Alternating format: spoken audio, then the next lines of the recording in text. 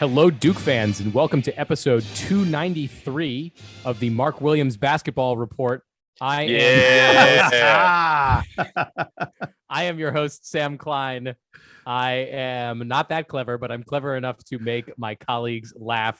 Jason Evans is here. He was just on the press conference with Coach K, and I assume our Lord and Savior Mark Williams, right? Yes. They, one of the things that they do is they pick two players to appear on the post-game press conference. And it's sometimes fun to I wonder who they're going to pick this game. There was no question. It was Mark Williams and Matthew Hurt. And Mark Williams was first. And the funny thing is, so they ask all us reporters, raise your hand if you got a question for Mark. And literally 30 reporters raised their hands at the same time. They probably all the same questions too. Yeah, exactly. And folks, I think, Sam, we're doing everyone a disservice. We need to give everyone an advance warning. This podcast will be explicit. If there are children in the room, cover their ears. Don't let them hear. We will be swearing on this podcast because that was a game worth swearing about. You have my permission to do that. Donald Wine is also here. Donald, I guess now that Jason has opened that can of worms, how the fuck are you? I'm doing great. That was a great win. I know we're going to talk about it, but while we're discussing this, I just want to let you know that I was watching that whole game while drinking a beer because it's been a week already and it's only Wednesday. But thank you to my Blue Devils for getting me out of my funk for at least a little bit. I mean, we all have our funks, but this one was a big one. And this win has really helped. So cheers to my Blue Devils. Well, if you had before this game that Duke was not only going to beat Louisville, but overcome its total deficit from two other games this season against Louisville, take a bow. 70-56 is your final at the Greensboro Coliseum for the Blue Devils over the Cardinals tonight. Prior to this game, Duke had lost by 5 and by 7. So net on the season, they are up by 2 against Louisville. And I think we can leave that matchup there. Let's go to the headlines first. Donald, I'll come to you first. Give me your headline from this game.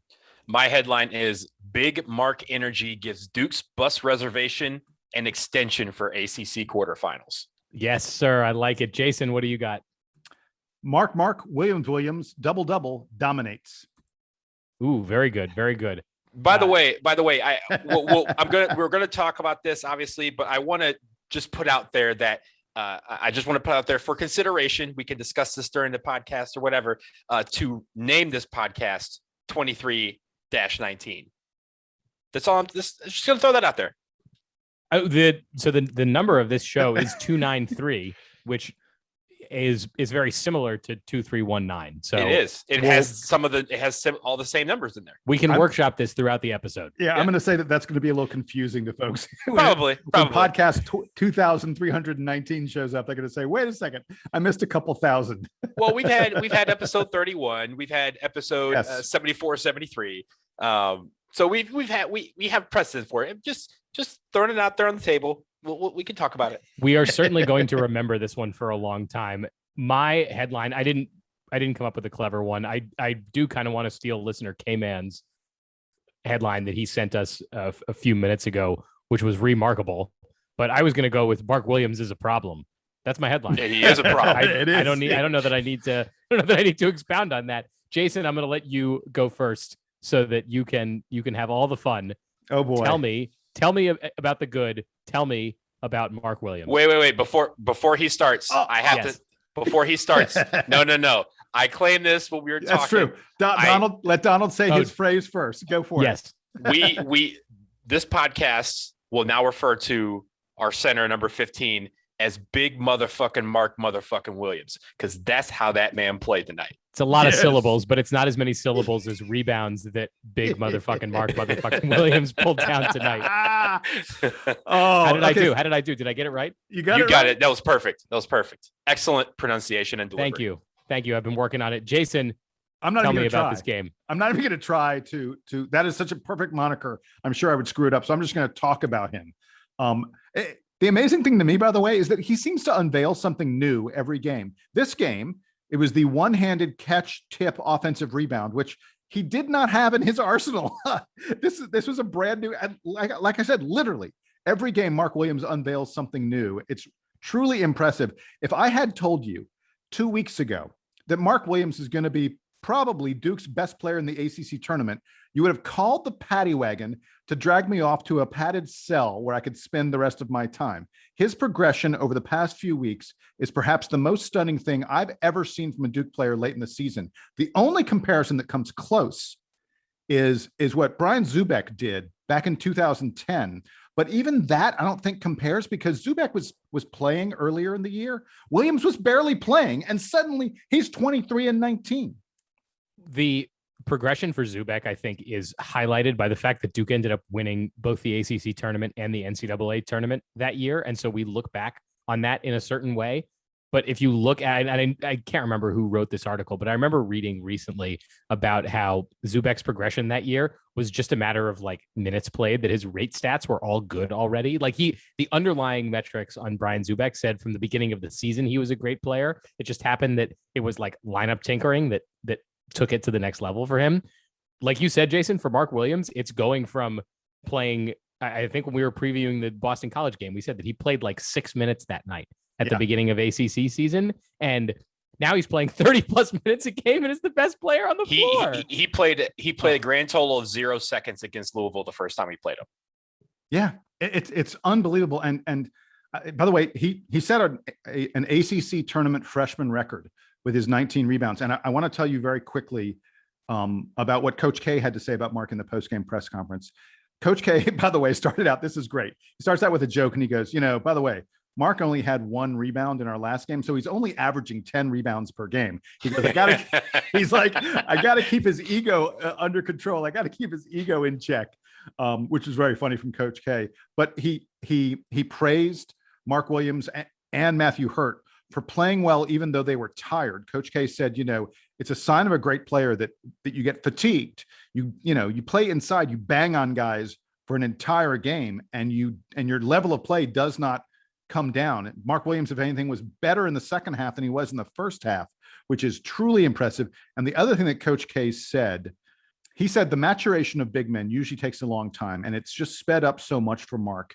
And he said, we need to talk about Nate James, Patrick Tepe, and Keenan Worthington, because Nate has been the coach who has been staying late, staying after practice, coming before practice, and working hard with Mark Williams. And you can't work with the guy without other guys there to help you work. And it's been Patrick Tepe and Keenan Worthington who have been banging on Mark and just being opponents for him at practices. And Kay said that Mark Williams has earned his play, his performance, with the amount of hard work he has put in. It's clear this is not just a kid who's supremely gifted, who suddenly the light came on for. This is a kid who works his butt off to make himself better. And that's why I get giddy when I watch him in games now. It is something, just pure unadulterated joy. Donald, tell me your favorite thing that Mark Williams did in this game. And you can select from the new array of offensive moves that he appears to have developed. That's my vote. My vote. His now uncanny ability to just go up and get the ball, like and maybe that's like on a rebounding basis, or on a getting an entry pass basis, or on a defensive basis. So what is it about Mark Williams' game that you are most impressed by? Okay, so first of all, I got to tell you, his MVP moment of the game occurred on the bench. It was somehow talking Coach K into letting him go back into the game with like a minute left so he could go for 20 rebounds. To get 20. He obviously didn't get it, but you don't win many negotiations. He got his hand on number 20, but he just couldn't quite control it. It went out of bounds. Yeah. But you don't win many negotiations with Coach K. So good on him for being the MVP for that. But I digress. That was a joke. But I mean, really, like Matt Hurt said it. We've said it a lot on this podcast that he learns every single game. And he gets better every single game because he takes what he's learned. I don't think any Duke player, in quite a while, that has been that kind of guy that can take literally what he learns in one game and just apply it to the next game so efficiently. And I think that is where he really just has excelled. He was aggressive. They kept calling him a beast down there. He was playing like a beast. They kept trying to come up with a name for him. The landlord is retired, but we need to come up with something for him because he really earned his keep out there.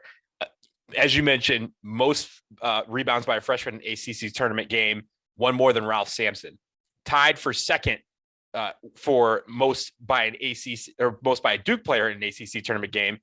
That, he's tied with Mike Jaminski, and only Art Heyman has one more. He has 20. And then amongst freshmen for Duke, only Jallo Okafor and Marvin Bagley III have more rebounds than him in any game. So that is some rare air that he is stepping into. But the thing about it is he was playing like he was having fun out there. And the fact that he was able to pass that kind of energy along to everyone else, I think really set the tempo for the game on both offense and defense. The fact that he was getting all those rebounds in the second half, the entire bench was going nuts. Like they were going ape shit on the sidelines for some of those rebounds. And then when he had that dunk, when he had that dunk, he basically tipped the rebound to himself, picked it up, and then just did a couple pump fakes and then yammed it on people. Like even Coach K ran down the court about 10 feet to like celebrate that one. That was one where the entire bench was into it and made it where he was the energy that we have wanted all season. He put it all into that one game, and I'm so proud of him for that. Speaking of energy, Duke displayed a ton of energy on the defensive end of the floor in this game. They didn't turn Louisville over too many times, but held them to just 30% shooting from the field. Jason, tell me about Duke's defensive effort and the way that the Blue Devils were able to clamp down the Louisville offense and Carlik Jones. Yeah, it was tremendously impressive. And I was talking about the post-game press conference. If the first question that every reporter had for Coach K and Mark Williams and Matthew Hurt was about Mark Williams, the second question was about Duke's defense, because Duke played different defense than we have at any point this year. Coach K said we were playing a sort of switching man-to-man that almost resembles a zone at times because you switch so much. And he said it's designed to really protect the paint. And he said this, it's not something we've done. We've done it in past years, but it's not something we've done at all this year. And he said they had about an hour. They had about an hour to put it in place in practice. And the guys took to it so well. And Coach K decided it was the best way to keep the Louisville guards out of the lane. And man, was it ever effective.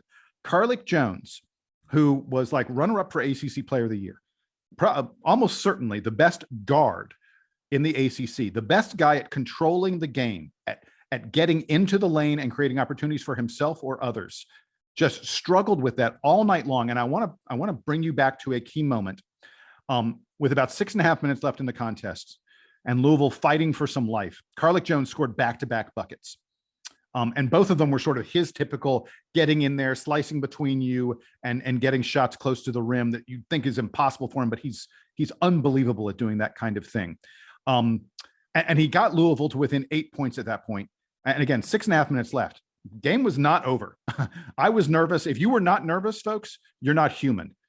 Duke clamped down. And the guy who did it for the most part was Wendell Moore, who was guarding Carlik Jones for most of the game and had a absolutely phenomenal game on defense against Carlik Jones. But after those 2 buckets with 6.5 minutes left, Carlik Jones did not score again. And I just think for Duke to have played this well on defense, this is a team that has struggled on defense. If you look at our advanced metrics, we're way better on offense than we are on defense, even after this game being factored in. For us to hold Louisville under 60 points, for us to hold Carlik Jones down that much. And by the way, speaking of all the switching, and then I'll let you guys jump in, there were plenty of times where Matthew Hurt and Mark Williams and even Henry Coleman found themselves on the perimeter guarding Carlik Jones. And at those moments, I'm sure as a Duke fan, you're going, something bad's about to happen. This isn't a matchup that can possibly work. But because Duke was sagging so much, we were almost playing a pack line kind of defense. We were sagging so much, we were helping so well, and these guys played so disciplined. Carlik Jones was not able to take advantage of those moments. That's the story of the game, people, because it's not like Duke scored 80 plus points. We only got to 70. We won this game on our defense. As great as we were at other things, we won this game on our defense. And I want to say that, tying into that, I think there's a lot of times where they came down the floor and they were looking, like you said, to cut it to 10, 9, 8, maybe even 7 or 6. And we were able to make them force a bad shot. And we got the rebound and went. And it wasn't just Mark Williams rebounding. I mean, shout out to Wendell Moore. I know you talked about his defense. He also had 7 rebounds.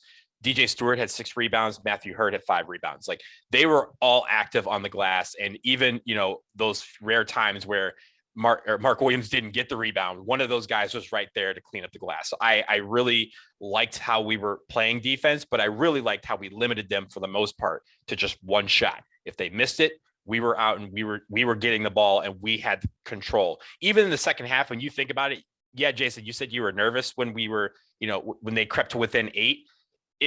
When you think back at now, that's about as close as they got. Like in the second half, like every time we got to 8, we're kind of like, hey, if we could just get a stop, like, and get this, we would get a stop. We'd turn around, we'd go back down the floor, we'd make a shot, and bam, we're back up 10 or 11, and the momentum is gone. So we were really good, especially after that first half, which I know we'll talk about, being able to limit their momentum and just get it where they reel them in and then just shut them down. We were able to do that in the second half so efficiently, and I think that's what gave us the game. We talked in the preview about limiting Louisville's potent offensive threats, those being, I think, Carlik Jones and Jalen Withers. Jones, obviously, from the outside, and Withers being the big man. And David Johnson. And David Johnson. It's a three-headed monster for them. And David Johnson had a pretty good game tonight, 14 points on 12 shots, but Jalen Withers, 6 points on 6 shots, and Carlik Jones, just 13 points on 14 shots. That is a recipe for success against Louisville. That is exactly what Jason was talking about. And by the way, the effort on Jones was because we were playing that switching, almost matchup style zone. The burden fell on everybody. And, I think I was very impressed by all of Duke's guards tonight. I think Jeremy Roach in particular had a strong defensive game. He didn't play a ton of minutes because he got in some foul trouble, but he was aggressive on defense tonight in a way that I don't think we've seen yet from him. And he appeared to be a little bit more comfortable on the defensive end tonight. Jason, I want to send it back to you because I know you've got a comment for us on the most important shot of the evening. What was that for you? Yes. And I think there's no question about this. If you look back on this game, you'll go, as soon as I say this, you're going to go, oh yeah, you're right. Louisville ran off a 16-0 run, in case you weren't paying attention. I remember that. At the end of the first half, Duke was leading by 14, and suddenly, and I'm going to talk more about that a little bit when we get to the bad, but Louisville ran off 16 points in a row. And you want to talk about nervous. I mean, if you're someone who wears Duke blue, you were incredibly panicked that moment. And Duke then ran a play, and Coach K said in the postgame press conference, John Shire called this play from the sidelines. Shire saw something and he recognized that this play would be there. And the play was our final possession of the half, where we got an open 3-pointer from Matthew Hurt on the corner, and Matthew Hurt buried a 3-pointer to break that 16-0 lead, that 16-0 run, and give Duke the lead going into the halftime. Look, it was not the lead we expected to have. We thought we were going to have a nice lead at halftime. 1 point is not huge. But I think from a psychological standpoint, that shot, breaking that 16-0 run by them, and then getting that shot was like it lifted a weight off our shoulders. And then we were able to start the second half with another run, give ourselves a comfortable lead, which we never gave up. That shot by Matthew Hurt, he had a lot of big plays in this game. He played great. That shot to me was the most important shot of this game, bar none. And with Matthew Hurt, I mean, I thought he had a tremendous game on the offensive end, especially because if you recall the last game, I mean, he had half our points. He had 37 points. He had 20 tonight, and you're thinking, that's kind of a letdown there. But the thing about it was he was being focused in on by the Louisville defense on every single possession. They were like, there's no way he may get his shots off, but there's no way we're going to let we're going to let Matthew Hurt beat us.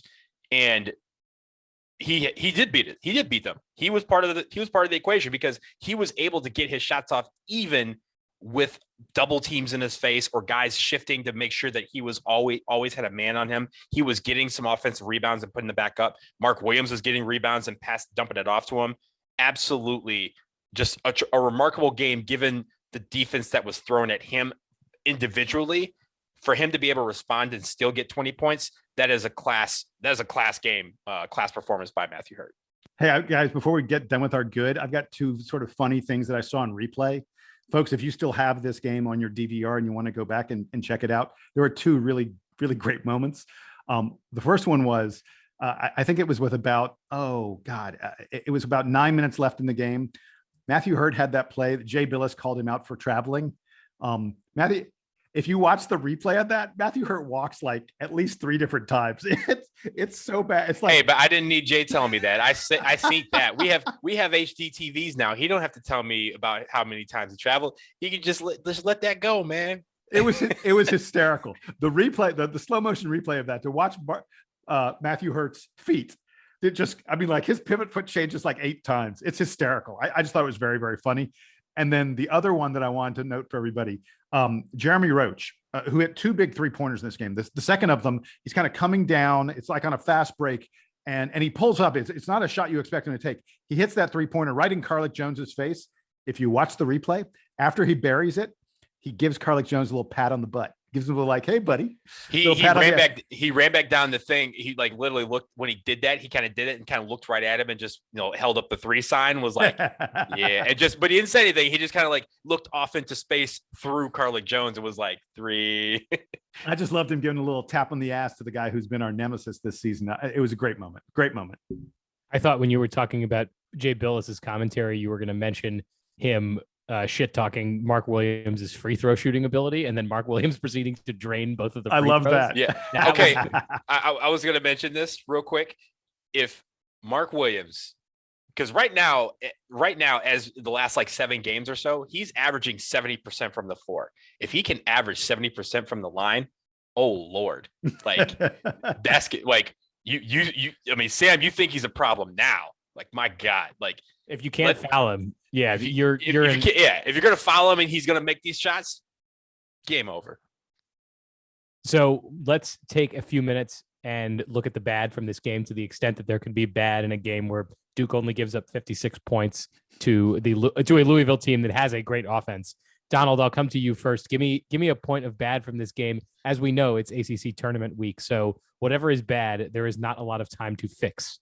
Yeah, well, I'll let you guys talk about the 16-0 run or not talk about it. I think we kind of established that was a low point, but I think the low point that is most concerning to me is that we didn't get any points from our bench tonight. And that's something that we're going to need. We're going to have guys that, maybe get in foul trouble. I mean, as we get through this tournament, every single day, our guys are going to be more and more tired. Jason, you alluded that Coach K mentioned that these guys are already tired. So we're going to need our bench to have efficient minutes when they are on the floor. And I think on defense, Henry Coleman, I thought, did fairly well on defense. It's just that the ball's not going into the hole. They're not making free throws. They're going to need to contribute a little bit on the offensive end just to keep those defenses honest and make sure that when they're in the game, the defense knows that they're not getting a rest when the bench is on the floor. Yeah, that's basically my bad for this game was fatigue and the fact that our bench did not play very much. We only got 15 total minutes from Coleman, Brakefield, and Joey Baker, who are our deep bench guys. Those are the guys that, you would hope that they'd get a little more time so we'd stay fresh for FSU tomorrow. Matthew Hurt, Wendell Moore, and DJ Stewart all played 36 plus minutes. Mark Williams played 32 minutes. I mean, those guys, I hope they, take a little nap on the bus ride back to Durham. And by the way, the other thing about the bench is, and I mentioned this last game, and I think we got confirmation of it this game. This is not a bad, this is just something to note. Henry Coleman has unquestionably replaced Jamin Brakefield in the front court rotation. Henry Coleman is now, Mark Williams' backup. He's the sort of the first big off the bench for Duke, which is, I just wanted to note it because it's important. That is a change from what Duke had been doing earlier when Jamin Brakefield appeared to be the backup big man. And looking forward to Florida State, I know we'll get into them a little bit more, but FSU brings true bigs to the game. And if we're talking about backup bigs for Duke, Henry Coleman is more of a true center post player, where Jamin Brakefield is really more of a wing player that happens to be big enough to guard a little bit in the post for short stretches. So that also, it's not just a quality of play thing, but if you're trying to do matchups, Henry Coleman's going to match up a little bit better against Florida State. I didn't have much to add on the bad tonight. I think you guys covered the shortcomings of the bench. Hopefully, on the topic of them getting rest, because this game was not competitive down the stretch, hopefully that there wasn't quite as much energy exerted tonight, and the guys can get a little bit of a good night's sleep in preparation for the game tomorrow. Jason, round out the bad for us, and then we can take a break and look forward to Duke's finally getting to play Florida State this year. So the only other little bad thing I just do want to mention that 16-0 run. And by the way, folks, I have evidence. I have proof. I sent Sam and Donald when Duke was up 14 points in the first half. I sent them a note. This is before Louisville had scored a single additional point. And I said, I don't feel good about this lead. Louisville is playing terrible. We should be leading by more than this. And then, like Nostradamus, I was 100% right. And Louisville promptly goes in a 16-0 run. I've never hated being a psychic that much in my life. And while you were doing that, Jay Billis on the broadcast was like, Louisville just doesn't hit that many threes. They need to start hitting threes if they're going to get back in this ball game. It literally, as he's saying, bang, bang, yeah, bang, bang, 2 threes, and we're like, Jay, just shut up. Like, I love you. Don't think. Get out of the way. You're messing things up. And by the way, at that point, they were off and running. And like you said, it was a very quick 16-0 run. It wasn't like one that drew out over, 8-10 minutes. It was like 2.5 minutes and it was a ball game. Yeah. And I want to point out that during that run, obviously Louisville they'd been playing terrible offense. They started to play a little bit better, but part of what contributed to it was I thought Duke just panicked on offense. We played very poorly. We had some possessions that were just like, we had one possession where Henry Coleman was, trying to drive and create for himself. And I was a little bit, I love Henry to death. That's not Henry's role. And other than Hurt and Williams, there's really no one on Duke who had a good offensive game in this game. Duke only had 11 assists on 26 made baskets. That's something we've talked about a lot for this team. We scored 70 points. I'm going to tell you right now, I don't think 70 points is going to get it done against Florida State. They're too good an offensive team. So we need to find other offensive weapons other than the Mark Williams offensive rebound and Matthew Hurt for the next game. But real quick, I don't think we've responded better at any point during the season than we did by coming out for the second half. Like that second half was a terrific response to that 16-0 run to end the first half by Louisville. And looking ahead, we said that we're playing Florida State tomorrow night. We need to preview that game. First, we'll take a quick break so we can put this Louisville game to bed, and we will be right back.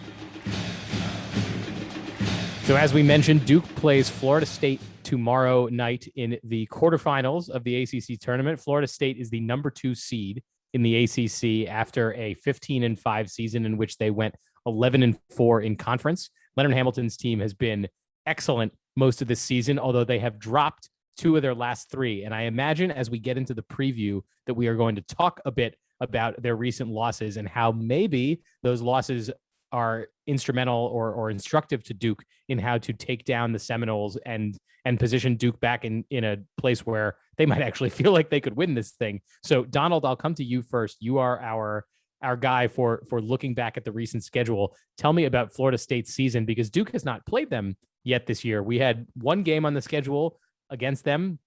That game was quote unquote postponed due to COVID and never made up. So this is the first time Duke is getting to play Florida State this year. As I said, they have 2 losses in their last 3. So Donald, tell me about that recent string for Florida State and what it might portend for Duke tomorrow night. Well, first off, I need people out there to fact check us, because I'm pretty sure that this would be the first time that two ACC teams have met for the first time that season in the ACC tournament. I know this is a wild year. I think that just adds to how wild this year is.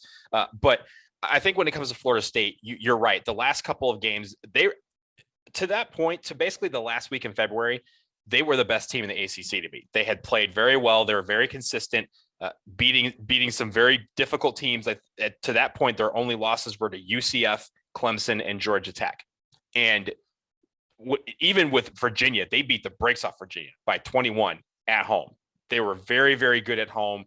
They were very good on the road, very tough, beating some tough teams in tough places. And then the last week-ish of the season, they lost at they lost at North Carolina by 8 in a game where they really just didn't shoot the ball well, and they didn't play to their standards. And still, with that, they came back, they beat Boston College by 31, and all of a sudden, okay, they're in the driver's seat. All they have to do is beat Notre Dame away, and they will win the ACC and be the number 1 seed. Well, they go to Notre Dame, and as we as Duke fans have experienced, South Bend is a difficult place to play. So they ended up losing by 10 to Notre Dame at that game. And that gave Virginia the 1 seed in the ACC tournament. The one thing that I will say about them, and I know you guys will talk briefly about this, so I'll be brief. They shoot threes very well. When they don't shoot threes very well, that is when you can get them. They're 14th in the country in three-point shooting. We have to limit their opportunities, contest shots, do what we did today. Today against Louisville was a little bit different because we know Louisville doesn't shoot well. So we gave them some of those shots. We got to get our hands into their faces for some of these threes. The one thing I think is going to be the biggest battle, and you guys can probably verify this, especially Jason with the stats, we need to rebound well. This team is the tallest team in the country, and they have bigs on bigs on bigs. Their bigs have bigs. Their bench has bigs. I think even their chairs are taller than the average chairs that they sit in because everyone's so big. So we have to be big.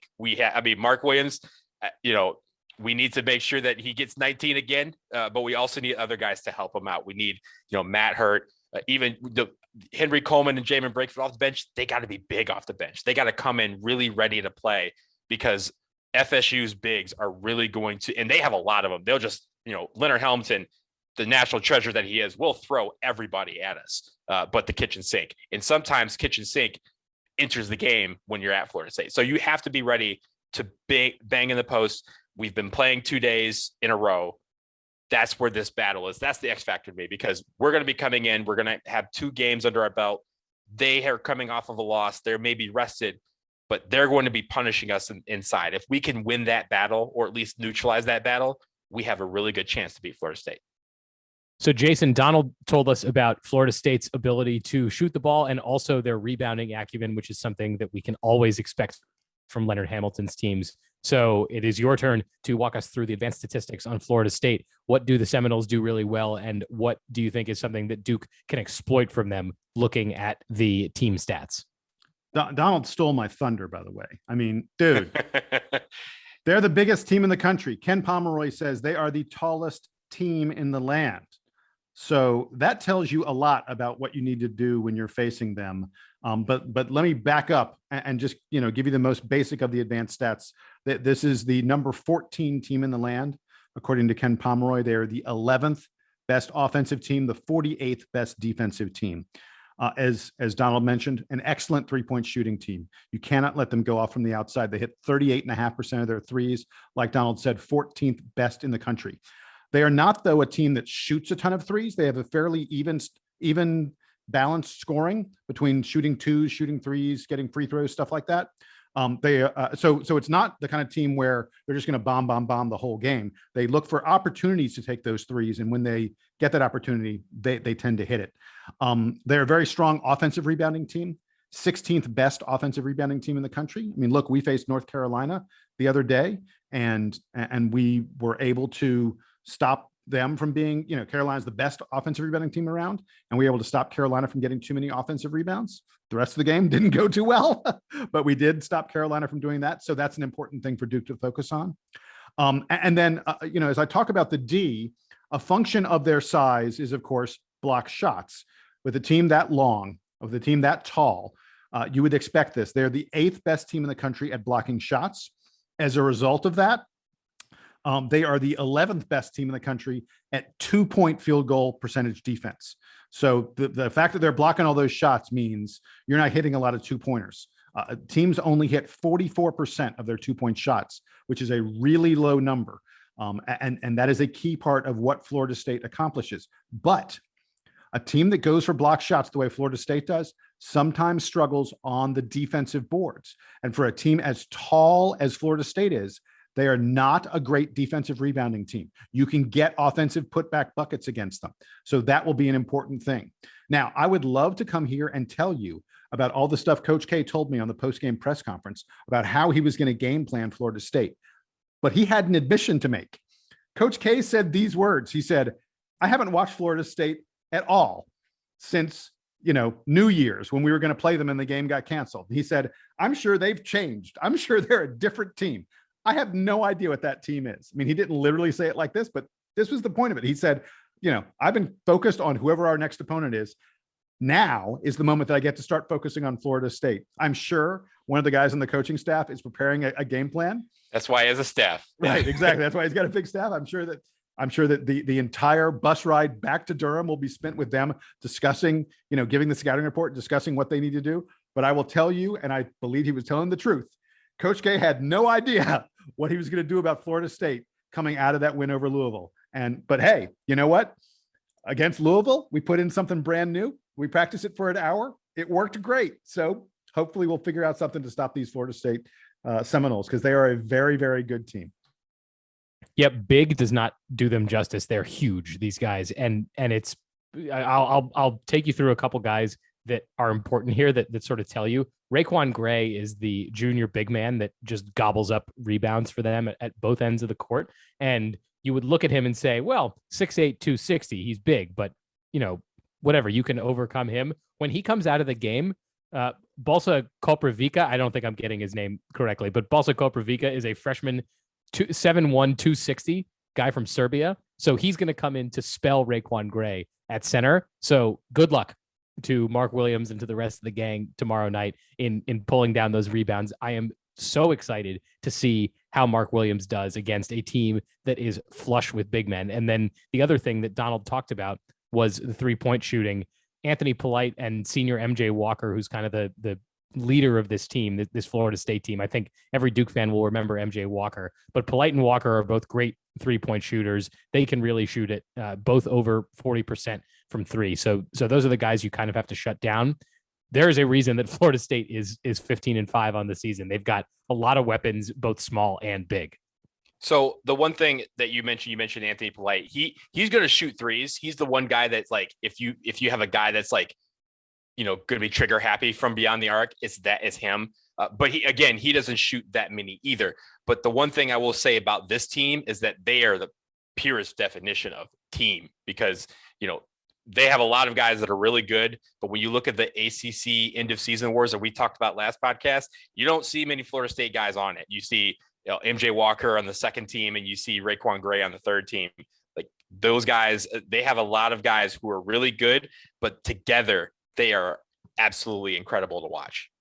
And there's a guy for Florida State who is a freshman who's been kind of doing it all for them, but is just not quite at that level where he was making all ACC, although he's been one of the best freshmen in the ACC this year. And we haven't really talked about him much, although we've referred to him on previous shows. And that's Scotty Barnes, who has had a number of big highlights for Florida State this year, was a top recruit. This is a guy that Duke had initially recruited back when he was in high school. So this is, not a Florida State gigantic guy that they just plucked out of nowhere. This was a 5-star, really talented high school player. And he's also going to be a star for Florida State. He's the guy that leads them in usage. He's really got the ball in his hands a lot. Jason, tell us a little bit more about Scotty Barnes. Yeah. Wow. This kid, he's clearly among the 5 best freshmen in the country. He won ACC Freshman of the Year. He also won ACC Sixth Man of the Year. So this dude, he's a stud, and you will hear his name called very early when the NBA draft happens in a few months, but we have to deal with him first. One of the remarkable things about Scotty Barnes is, for a freshman who is a stud athlete, he's 6'9". He is incredibly talented and skilled and mature in his game. And he does everything well. They run the team through him when he's in the game. His ability to create opportunities for other players is phenomenal for a player his size and his maturity, being only a freshman. He averages more than 4 assists per game. He averages more than 4 rebounds per game. This is a guy who, he'll grab rebounds and get out on the fast break. He is a matchup nightmare at 6'9", 225, 230 pounds. I mean, I don't know. I guess Wendell Moore, but I'm just not sure who for Duke matches up with him. Frankly, I'm not sure who, guys who aren't in the NBA match up with him. This is a guy who he looks every bit the part of a future NBA, wing. And he is just a fabulous, fabulous ball player. We start off this podcast saying Mark Williams is a problem. Scotty Barnes is a problem. If anything, one of the remarkable things about Florida State is when they go to their bench, they are a better team than their starters, because that's how good Scotty Barnes is. I'm terrified of this kid. He's ready to just go off. And I think you nailed it when you said that maybe Wendell Moore gets put on him. I think that's a good challenge for him too. I think that's something that maybe tonight the coaching staff is like, Wendell, this dude's better than you. You want to go get him and issue that challenge to him to really knuckle down on him, because I think that is a really good matchup. And if that happens, it'll be great to watch from a neutral standpoint. For us, we're going to be like, yo, man, don't let him get you too bad. But like, yeah, Scotty Barnes is going to be someone to watch out for, and has been doing it all season. But I do think that he can be neutralized. And I think Wendell Moore might be that guy. And by the way, one of the things to look out for about Scotty Barnes, he's one of these guys who has a great knack for getting steals and getting out there and embarrassing you and putting you on a poster. He's one of the leading steal guys in the ACC. You cannot let him turn those turnovers into quick, easy baskets for Florida State. That is a formula for not competing with the Seminoles. Two areas of concern, I think, looking at this game for Duke, as far as things that have challenged the Blue Devils this year. One is the depth matchup here. Jason, you talked about how Florida State, when they go to the bench, are arguably better than when they have the starting lineup in because of Scotty Barnes. Duke does not have that kind of bench production that they can sort of match up there. So there's going to be a little bit of rotation chess going on between these two teams tomorrow night. The other thing to me that's concerning is Matthew Hurt with the fouls as it pertains to going up against some of those big guys like Barnes, like Raekwon Gray, who can really body you up. So look for Matt Hurt to hopefully be getting out of the way and not drawing those fouls. We need Matt Hurt to be playing 35 minutes tomorrow and filling up the stat sheet for Duke to be able to keep pace with the Seminoles team that's been top 15 in KenPom basically the whole season. And the other thing that I worry about is Florida State's size, not just from the standpoint of being tall, but thick, big guys. And Mark Williams, look, Mark Williams played against Jalen Withers today. Jalen Withers is a big boy, but these kids are Florida State. These guys run 250, 260 plus across their front line. That is not something that Mark Williams has faced very much this year. And as long as Mark Williams is, as big as Mark Williams is, I don't know that he's faced guys as strong as these Florida State players. It's going to be a real test for him, I think, to not get in foul trouble and still be able to do the things he's been successful at lately against guys who can probably just move him out of the way because they barely feel he's even there. So we will be back after the Florida State game. This represents a huge challenge for Duke. They haven't played a team this good since they played Virginia a few weeks ago, and that turned out well for Duke. Hopefully they can channel some of that energy and bring another win to the program tomorrow night. But we will leave it there. By the way, Sam, really quick, sorry, I've been jumping in. I just want to say I'm really excited for this. Absolutely. Not just because, it's a chance for Duke to keep on winning and the such, but if we find a way to beat Florida State, we are going to be the talk of all of college basketball. Everyone will be eager to see if we can do what was thought to be somewhat impossible, 5 wins in 5 days. At the moment, we're still clearly on the outside looking in at the bubble. And I'm not even sure that beating Florida State gets us in. In fact, I think it probably doesn't. I think we need to do more work after that. But it's just really exciting to have this chance.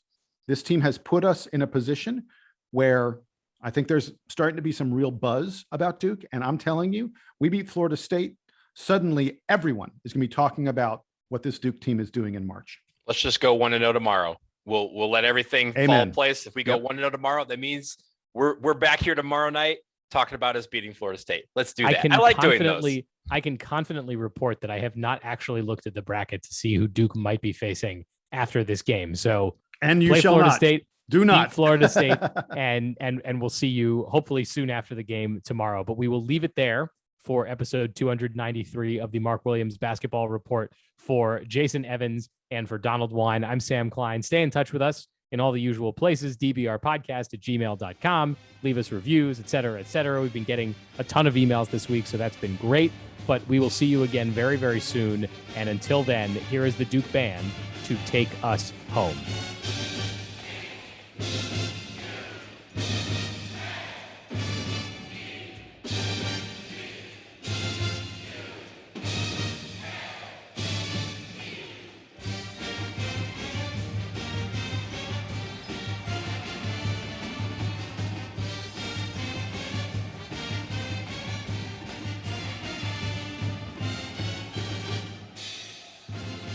Donald, I need to hear Mark Williams' name one more time.